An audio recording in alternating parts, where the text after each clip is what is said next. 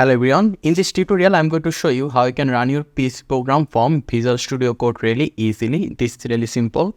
First of all, let's can open our Visual Studio Code. So let me search over here Visual Studio Code. Here you can see. So if we now click on it, it will open the Visual Studio Code. So right now we'll click on this file option and we are going to open our PHP project folder. So here you can see open folder. I'll click on it.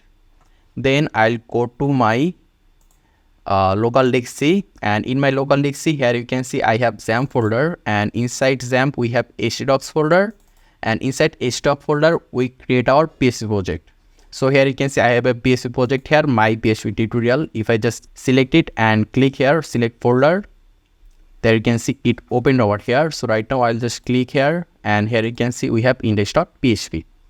So right now, in order to run this from Visual Studio Code, what we need to do is we need to install an extension here in the Visual Studio Code. So for it, here you can see we have an extension option. Just click on extension, and here we need to search for PHP server. You need to write here in the search option PHP server.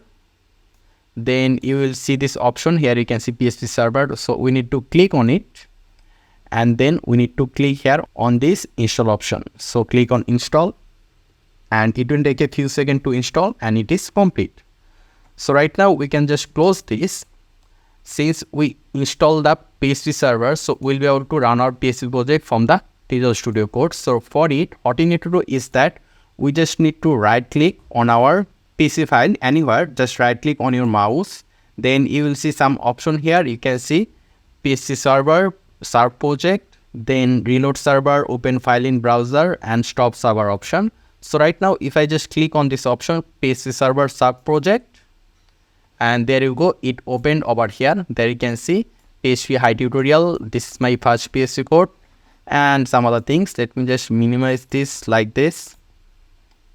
And here, okay, you can also see that there is something opened over here. It means our PHP project is running. So we can just make it like this.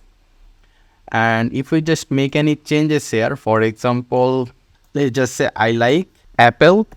And right now, if we just save this, Control S, then if we just click here, reload server, there you can see it automatically refresh here. Here you can see I like Apple.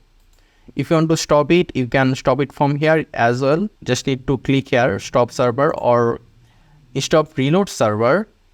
You can also just make some changes here, Apple and Mango, save, and if you just refresh here on the browser, it will change as well.